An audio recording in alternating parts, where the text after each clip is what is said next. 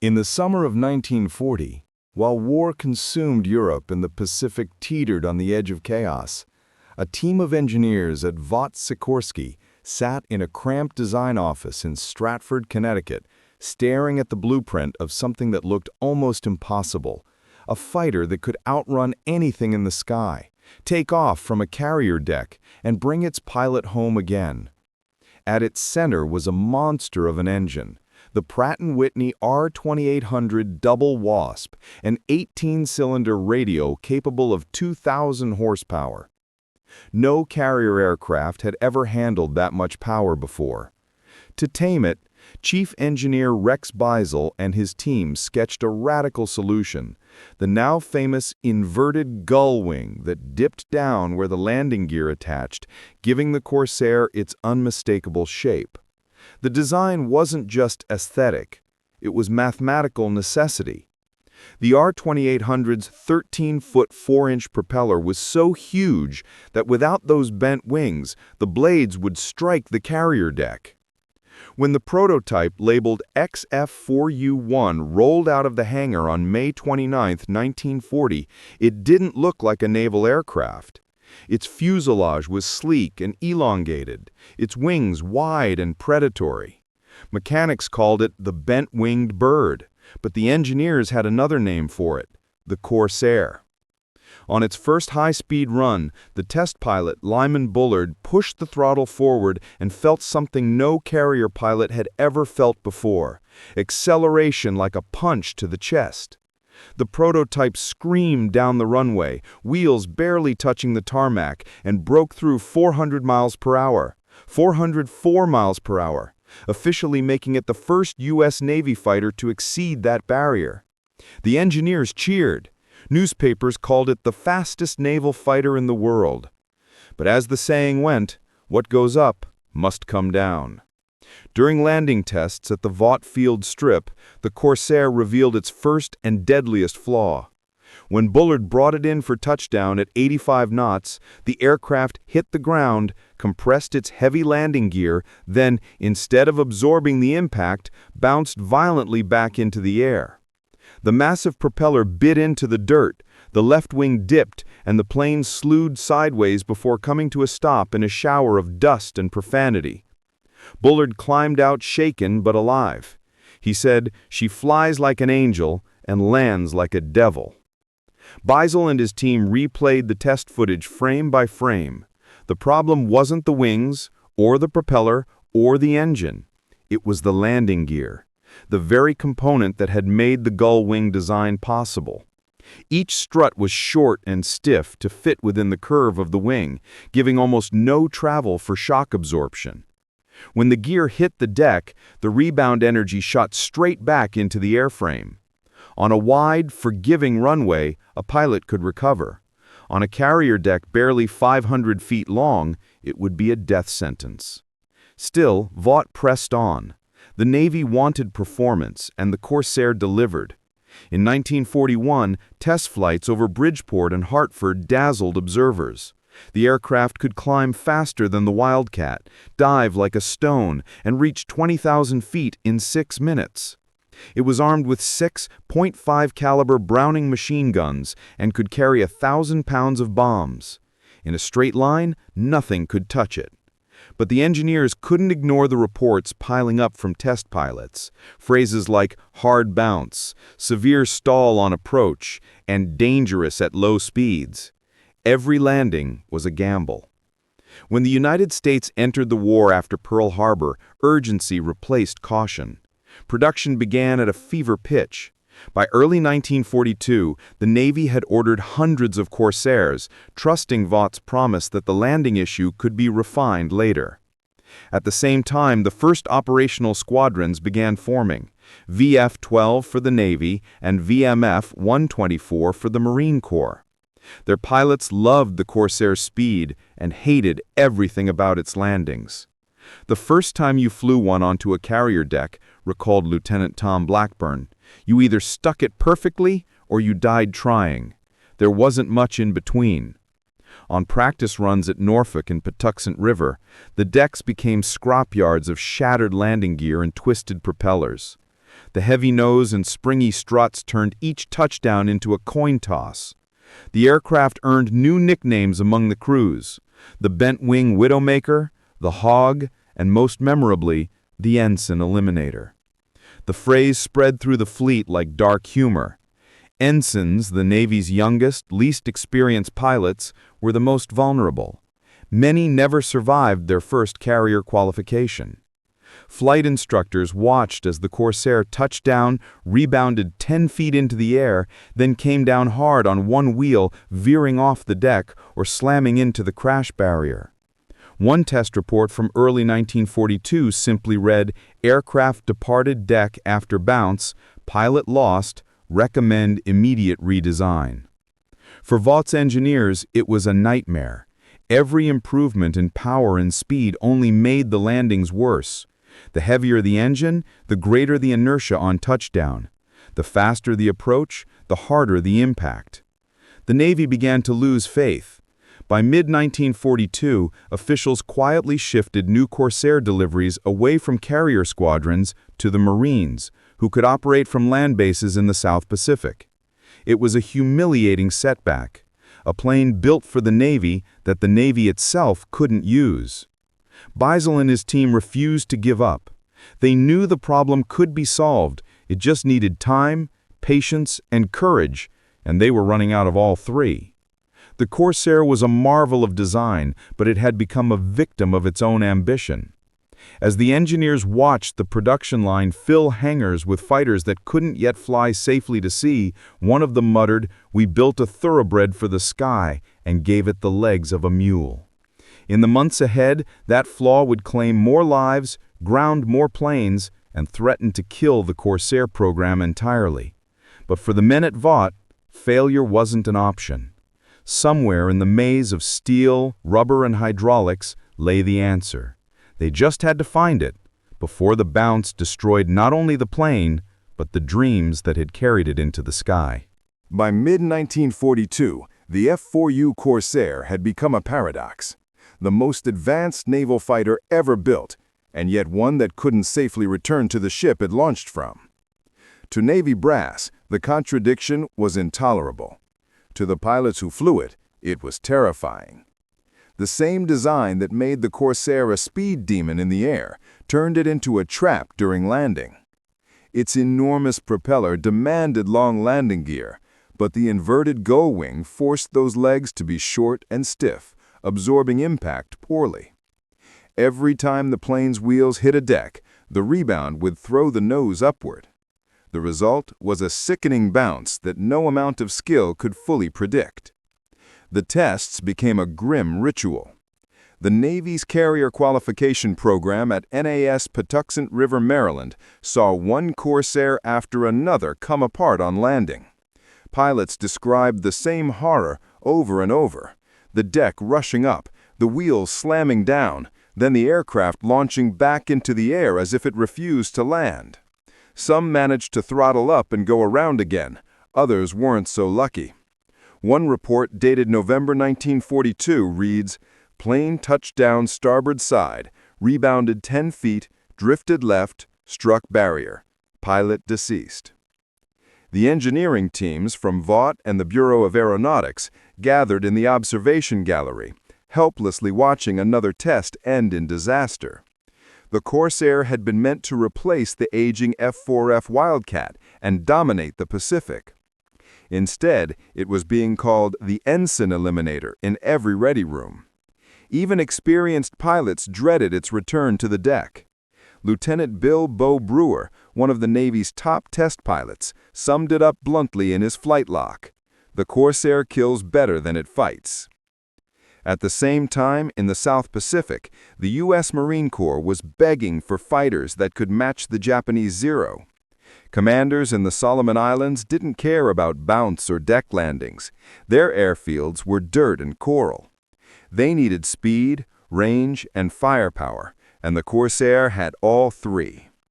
In early 1943, Marine squadrons like VMF 124 began flying Corsairs from land bases on Guadalcanal and Espiritu Santo.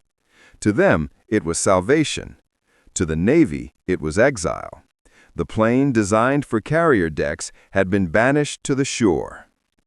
Meanwhile, at Stratford's Vought plant, the mood turned grim. Engineers pored over slow-motion film reels of carrier landings. They watched frame by frame as the Corsair's gear flexed, rebounded, and flung the plane back upward. The motion wasn't symmetrical. On most flights, the right landing gear seemed to strike harder than the left, twisting the airframe slightly. That twist, combined with the Corsair's long nose and poor forward visibility, made it nearly impossible for pilots to correct before disaster. Chief Engineer Rex Beazle slammed his fist against a drafting table. "It's not the pilot," he said to his staff. "It's the gear. One side's fighting the other." Test pilot Lyman Bullard, now flying production models off mock decks in Connecticut, agreed. "You can feel it," he told Beazle. "The right strut kicks harder, the plane jerks sideways. Once she bounces, you're just along for the ride." The team began experimenting with changes to tire pressure, hydraulic damping, and spring tension. Nothing worked. The Corsair was too heavy, too powerful, and too fast for the small deck space it was meant to land on. On January 25, 1943, the Navy issued an internal memorandum. Until further notice, the F4U Corsair is unsuitable for carrier operation. The blow was devastating. The Navy would instead rely on Grumman's new F6F Hellcat, a slower but more forgiving design.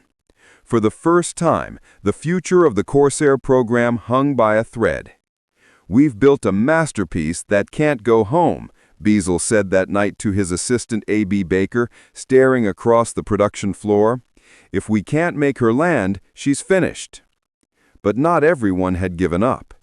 At Patuxent River, a small joint team of Navy engineers and Vought technicians continued their tests, led by Lieutenant Commander George Lockwood, an ordnance officer turned aerodynamics expert. They mounted cameras under the deck to film each landing from below, measuring rebound height and strut compression. The results confirmed what Beazle suspected. The right landing gear was stiffer, meaning it returned force faster than the left. When the wheels hit, the right side pushed the aircraft upward and leftward, starting the deadly bounce. Lockwood scribbled in his notebook, "Right gear must delay rebound by 0.2 seconds. Re-engineer or dampen." It sounded simple, but the fix wasn't. The Corsair's gear retraction system was a complex, folding mechanism that rotated 90 degrees to fit inside the wing. Altering its geometry required changing the angle of the shock strut, something no one dared to attempt mid-production. But the alternative was worse: grounding the Navy's fastest fighter indefinitely. Over the next few months, the engineers turned the bounce into an obsession. They tested different oleo pressures, nitrogen, then hydraulic mixtures to find a combination that absorbed impact without firing back like a spring. They adjusted the strut's pivot point by fractions of an inch, reshaping metal housings by hand. Test flights went out every week. Sometimes 2 Corsairs were wrecked in a day. The pilots joked darkly about volunteering for Beazle's bungee jumpers. Then, in June 1943, during a test at Stratford's grass strip, something remarkable happened. Bullard brought in the prototype, number Buno 02270, on final approach. The wheels touched, flexed, and held. The plane bounced once, lightly, then settled. The right gear absorbed its hit cleanly. The Corsair rolled to a stop. Silence fell over the field. One of the engineers dropped his clipboard and laughed out loud. "It stayed down," he shouted. "It finally stayed down." The change that made it possible seemed almost trivial on paper. The right landing gear's internal valve was redesigned to slow its rebound, reducing its stiffness by 15%. Combined with a small tweak to the wheel alignment and tire pressure, the transformation obliterated the aircraft. For the first time, the Corsair behaved like it wanted to stay on the deck. But that success came at a cost. The modifications were expensive: time-consuming, and required retrofitting hundreds of aircraft already built. Worse, the war couldn't wait. The Marines were begging for more planes in the Pacific, and factories were under pressure to deliver. The Navy still refused to clear the Corsair for carrier service. So while Beazle and Lockwood celebrated a quiet technical victory, their masterpiece remained grounded at sea. The Corsair was still too wild for the deck, too precious for the scrap heap. In Washington, one admiral summarized the problem perfectly in a single sentence. The F4U flies like a champion and lands like a lawsuit. Yet the engineers refused to stop. They had proven the flaw could be fixed. All that remained was convincing the Navy that the beast could be tamed, and that the most feared bounce in aviation could at last be conquered.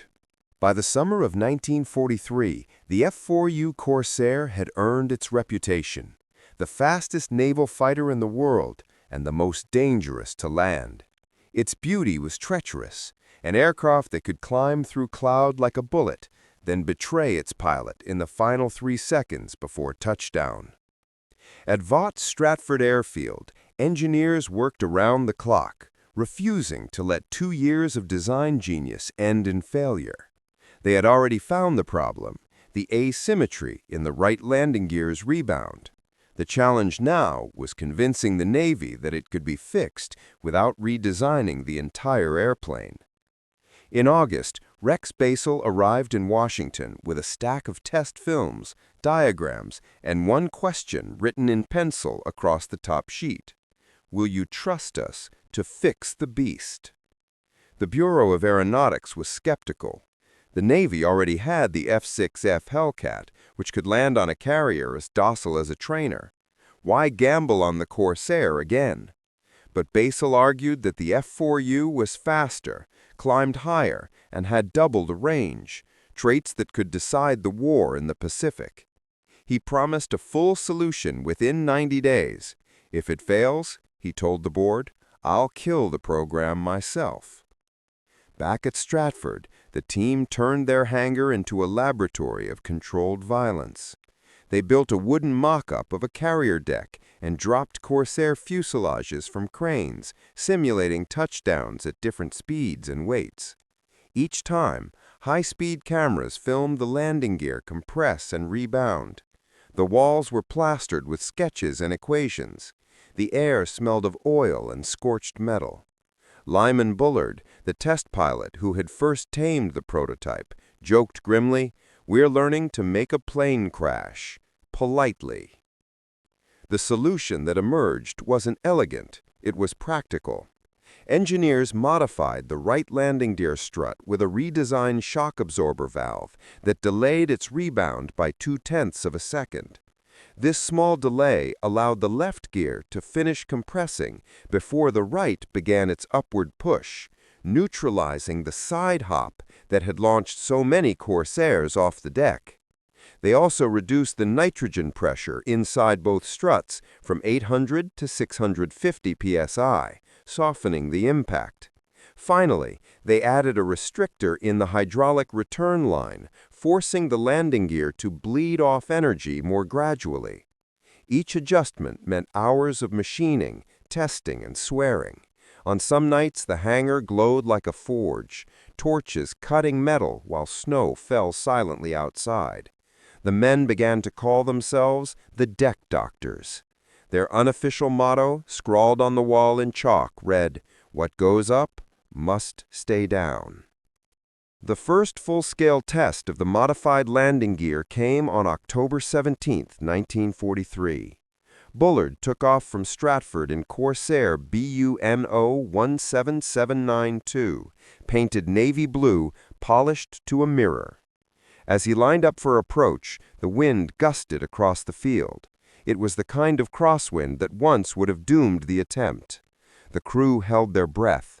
The Corsair descended, wheels kissed the ground, and it didn't bounce.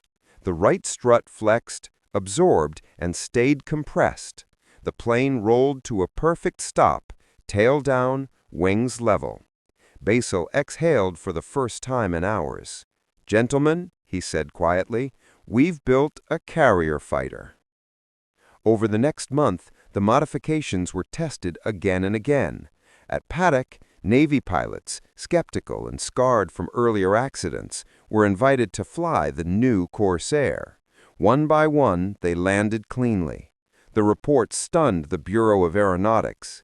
Improved handling on touchdown, reduced bounce tendency, carrier suitability restored. Even so, the skepticism lingered.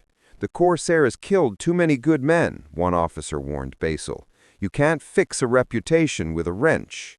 But Basil knew that numbers spoke louder than fear. The data was irrefutable. The average rebound height had dropped from 8 feet to less than 2, and directional drift was nearly eliminated. In November, the Navy authorized the first sea trials aboard USS Sangamon, CVE-26, a Casablanca-class escort carrier operating off Norfolk. The decks were short, the seas rough. The test pilots called it flying into a postage stamp. The first to go was Lieutenant Mel Cassell, an old Hellcat veteran who didn't trust the Corsair as far as I could throw it. On his first attempt, he lined up, came in a little hot, and touched down. The plane skipped once, just a few inches, then settled smoothly. He taxied forward, engines idling, and pulled off his goggles. "I'll be damned," he said over the radio. "She finally learned to behave." The deck floor erupted in applause. The legend of the bouncing Corsair was beginning to fade. Word spread quickly through the fleet and factories alike. At Vought, machinists who had worked in silence for months now cheered every telegram from Patuxent. In the Pacific, Marine pilots flying from land bases heard rumors that their beloved but exiled fighter was coming home to the carriers it was born for. But victory didn't erase the scars. The list of test pilots lost to the bounce filled an entire wall in Basil's office. Names like Ensign Walter Erickson, Lieutenant J.G. Henry Hank Adams, and dozens more. Each had contributed to the knowledge that now saved others. Basil refused to take the list down. "They paid for this fix," he told Torres, now a Vought maintenance chief. "The least we can do is remember their names." By December 1943, production lines incorporated the redesigned right strut and new hydraulic settings. The Navy officially rescinded its restriction. The F4U Corsair was again cleared for carrier operations. It came too late for many of its doubters, but just in time for the next stage of the Pacific War. The engineers didn't celebrate with champagne. They celebrated by watching one last test, Bullard's final landing at Stratford before deployment. The plane came in fast, touched down, and stayed glued to the earth. As the wheels rolled to a stop, the sound of metal on asphalt was replaced by something almost reverent: silence. Basil turned to his team, exhausted, hollow-eyed, but smiling. 2 years, he said softly, 2 years to teach a machine how to land. It had cost hundreds of test flights, millions of dollars, and more lives than any of them cared to count. But the beast, as pilots called it, was finally tamed. And soon the Pacific would feel its roar. By January 1944, the news had reached every hangar, every ready room, every deck where the Corsair had once been cursed. The beast was coming home. After nearly 2 years of exile to Marine airfields, the F4U had been cleared for full carrier operations. Across the Navy's Pacific Fleet, mechanics and pilots gathered around the new blueprints: revised right landing strut, softened hydraulic damping, and a set of operating notes stamped "Approved for carrier use." For the first time since its creation, the Corsair could finally do what it had been born to do: launch from a carrier, fight, and return safely to the deck. On April 3, 1944, aboard USS Bunker Hill CV-17, the Corsair's redemption was about to be tested in combat conditions. The sea was calm, the air humid. the deck crew tense. Lieutenant Commander Tom Blackburn, leader of the Navy's VF-17 Jolly Rogers, stood by the island tower, watching as the first Corsair lined up for approach. The pilot, Lieutenant Bill Brooks, had flown the older, deadly versions during early tests and still carried the scars of its bounce, literally a long white line down his jaw from a canopy-shattering incident months earlier. "Bring her home easy, Bill," Blackburn said over the radio. "She's not the same wild girl she used to be." Brooks descended through the morning haze, nose angled high, tail dancing slightly in the slipstream. The new struts flexed. The plane touched down, firm, solid. The right gear took the hit, compressed and held. No bounce, no sudden lurch. The Corsair rolled straight down the deck, caught the third arresting wire cleanly, and stopped dead. The crew erupted in cheers. For a moment, even the ocean seemed to pause. "Smooth as butter," Brooks radioed, voice breaking into a grin. "Tell Beazle the witch is cured." Within days, VF-17 was joined by VF-84 aboard USS Bunker Hill, marking the first full-scale carrier deployment of the F4U Corsair. The transformation was complete. The same fighter once called the Ensign Eliminator was now the Navy's pride. Faster than the Hellcat, tougher than the Zero, and finally capable of coming home to a moving deck. The timing couldn't have been better. Across the Pacific, the Allied push was accelerating. Kwajalein, Saipan, Tinian, Guam, each island a step closer to Japan. Carrier-based air power had become the heart of the offensive, and the Navy needed every fighter it could get. The Corsair's reintroduction to the fleet changed the balance overnight. In June 1944, as Task Force 58 struck the Marianas, Corsairs screamed off carrier decks for the first time in mass numbers. From high above the fleet, their gull wings glinted like blades in the sunlight. Each bore the White Star and Bar insignia and the unique howl that earned them a new nickname from the Japanese, Whistling Death. The sound came from air flowing through the gaps in their wing root oil coolers, a ghostly shriek that froze enemy pilots mid-turn. In the dogfights that followed, the Corsair proved everything its engineers had promised. It was faster than the A6M0, tougher than any fighter Japan could field, and devastating in a dive. The once feared bounce had vanished, replaced by unshakable stability. Pilots who had once dreaded landing now spoke of the Corsair with affection, half respect, half awe. Lieutenant Ira Kepford, one of the Navy's top aces, described it best. "She's still got teeth, but now she bites for you, not at you." On deck, maintenance crews marveled at how the aircraft could take punishment and still come home. Bullet holes were patched, engines swapped, struts greased, but the landing stayed steady. The new hydraulic dampers and strut redesign held up even under brutal combat tempo. For Vought, the data pouring back from the fleet was vindication. Years of ridicule had turned into reverence. In Washington, Beisel received a brief telegram from the Navy's Bureau of Aeronautics. F4U Corsair, carrier operations successful. Congratulations, the beast is tamed. He pinned it to the wall above his desk and didn't say a word. Around him, his team celebrated with black coffee and exhaustion. For the men who had spent nights hunched over blueprints and test footage, this quiet note meant more than medals. It was proof that persistence, mechanical, human, and moral, had triumphed. By the time 1944 drew to a close, the Corsair had become what it was always meant to be, a carrier-born predator, graceful in the air and obedient to the deck. From its roaring climb to its whispering landings, it embodied the transformation of American aviation, from improvisation to mastery. As USS Bunker Hill sailed west toward the final battles of the Pacific, its decks lined with dark blue Corsairs shimmering in the sunset, the ship's log recorded a simple entry. F4U aircraft operations normal. No bounces reported. It was an unremarkable sentence, Yet it marked the end of a 2-year war between man and machine. The beast had come home. When the war ended in August 1945, the skies over the Pacific finally fell silent. The great fleets that had carried America across 2 oceans lay at anchor, their decks lined with rows of dark blue Corsairs.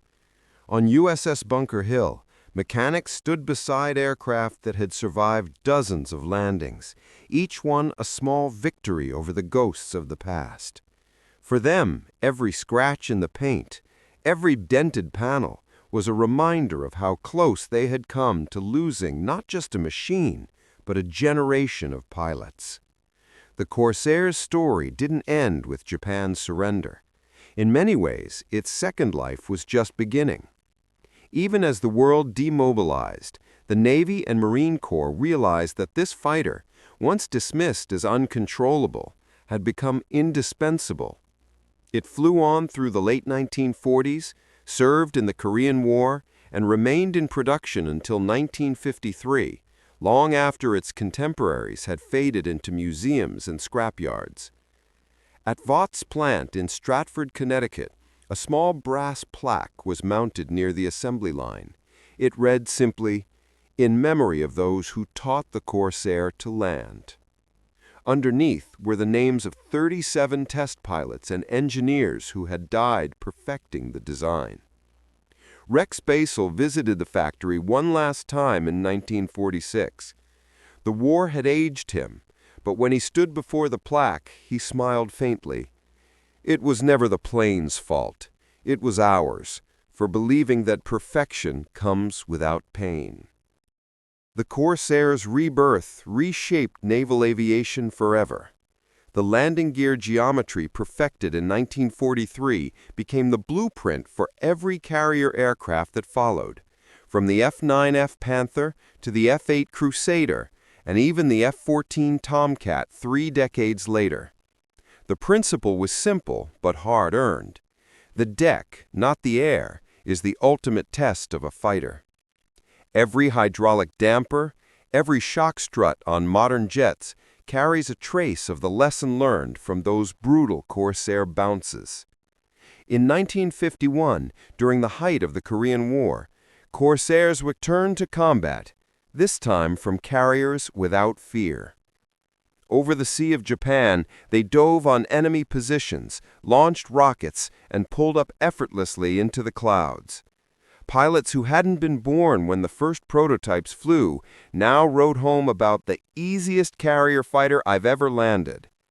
One Marine, Captain Jesse Folmar, even shot down a Soviet-built MiG-15 jet in his F4U, a propeller-driven relic defeating the future itself.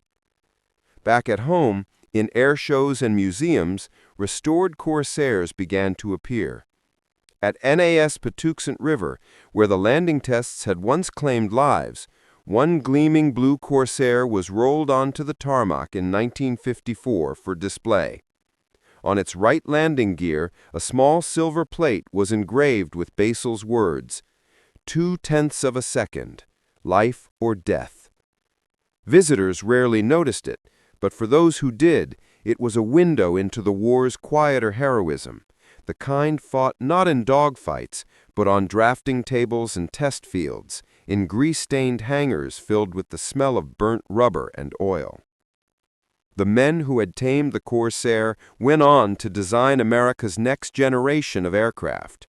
George Lockwood became a consultant for the Bureau of Aeronautics. Lyman Bullard retired from flight testing in 1947 and taught aerodynamics at MIT. And Sam Torres, the old mechanic who had once joked that we built a champion with mule legs, worked at Chance Vaught's new Dallas plant, training apprentices who had grown up idolizing the plane he had once cursed. Every landing, he told his students, is a conversation between gravity and forgiveness. The Corsair just made you listen harder. By the 1960s, jet engines had rendered propeller fighters obsolete, but the legend of the Corsair refused to die. Hollywood rediscovered it in the TV series Baa Baa Black Sheep, dramatizing the exploits of Pappy Boyington and his Black Sheep Squadron. Children watched the bent-wing bird roar across their screens, never realizing how many years it had taken to make that flight look effortless. In reality, Boyington himself had once struggled with the Corsair's early bounce, crashing one during training in 1943. When he heard of the fix that saved it, he reportedly said, "Took them long enough. That bird was worth the pain." Today, if you visit the Smithsonian National Air and Space Museum, you'll find a Corsair suspended from the ceiling, its midnight blue paint glinting under the lights. Beneath the wings, the gull-like curves still catch the air, elegant and defiant. On its landing gear, barely visible behind the display ropes, sits a replica of the modified right strut, still angled slightly differently from the left. It's a small, almost invisible detail, but for the engineers who know where to look, it tells an entire story of failure turned to perseverance, of how one fraction of a second changed the course of aviation history. In 1978, Rex Basel, then 80 years old, stood on the deck of the restored USS Yorktown, now a museum ship. Beside him, a retired pilot guided him toward a Corsair painted in wartime markings. "She still looks wild," the pilot said. Basel nodded. "She always was," he replied, resting a hand on the cool blue metal. "We just learned to land her without fear." As the sun dipped behind the mast, the sky turned the same shade of steel blue as the plane's wings. Basel closed his eyes and smiled. "Every great aircraft is born twice," he said softly, "first in ambition, then in humility." The Corsair had been both. And in every perfect carrier landing since 1944, every moment when metal kissed steel and stayed down, there lingers the echo of that once deadly flaw and the brilliance of those who refused to let it end the story. The bounce that killed pilots became the lesson that saved generations.